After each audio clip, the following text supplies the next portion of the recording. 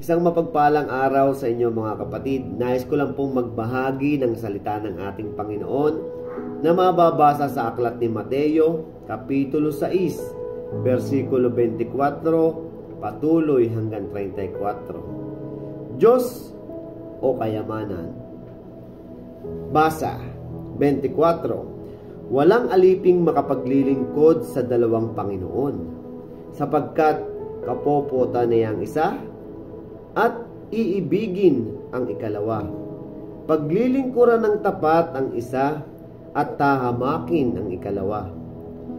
Hindi ninyo maaaring paglingkuran ng pareho ang Diyos at ang kayamanan. 25. Kaya't sinasabi ko sa inyo, huwag kayong mabalisa tungkol sa inyong kakainin at sa inyong iinumin, upang kayo'y mabuhay, o kaya'y tungkol sa susuotin ng inyong katawan. Hindi ba't ang buhay ay higit na mahalaga kaysa pagkain, at ang katawan kaysa damit? Masdan ninyo ang mga ibon, hindi sila nagtatanim ni umaaniman, o kaya'y nagtitipon sa kamalig, ngunit pinapakain sila ng inyong Ama na nasa langit. Hindi ba't higit kayong mahalaga kaysa mga ibon? 27. Sino sa inyo ang makapagpapahaba ng kanyang buhay ng kahit isang oras sa pamamagitan ng kanyang pagkabalisa? 28. At bakit kayo nababalisa tungkol sa pananamit? Isipin ninyo kung paano tumutubo ang bulaklak sa parang. Hindi sila nagtatrabaho ni gumagawa ng damit. Ngunit, sinasabi ko sa inyo, kahit si Solomon sa kanyang karangyaan ay hindi nakapagsuot ng singganda ng sa mga bulaklak na ito. 30. Kung dinadamitan ng Diyos ang damo sa parang na buhay ngayon, at kinabukasan ay iginagatong sa kalan, kayo pa kaya? Kay liit ng inyong pananampalataya sa Kanya. 31. Kaya't huwag kayong mag-alala na baka kayo kapusin sa pagkain, inumin, o damit.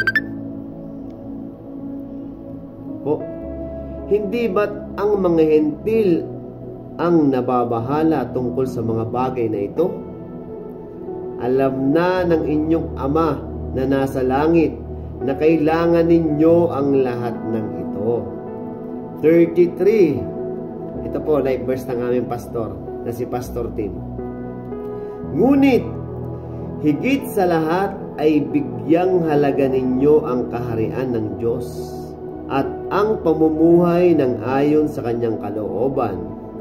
At ibibigay niya sa inyo ang lahat ng mga bagay na ito. 34. Ito po, paalala ng ating Panginoon. Kaya nga, huwag ninyong aalalahanin ang bukas, sapagkat ang bukas ang mag-aalala sa sarili niya. Sapat na ang inyong mga suliranin sa bawat araw. Panginoon, maraming salamat po sa mga nabasa namin ito sa iyong kasulatan, sa aklat ng buhay. Maraming salamat po, marami kaming natutunan, Panginoon. Salamat po, sa iyo lang ang papuri at pagsamba. At pagpalain mo po, Panginoon, ang taong nakarinig ng salitang ito. Sapagkat sinabi mo po sa Roma 10:17, faith comes by hearing, and hearing by the word of God. Maraming salamat po. Nawa, Panginoon, ay makapagpatuloy kami sa pagbabasa at pagbabahagi ng iyong mga salita. At gayon din po ang kapatid na naandito na nakikinig ng salita ng buhay. Ang salita nagmumula sa iyo, Panginoon, na siya ay makapagpatuloy ng pakikinig. May mga tao naman po dito na halos wala na po silang oras sa pagbabasa. Pero kahit may trabaho sila, ay handa naman po silang makinig. Hallelujah. Pagpalain mo po ang mga kapatid na ito. Sa iyo lang ang papuri at pagsamba. Sa pangalan mo, Panginoong Jesus. Amen. Stay good and God bless.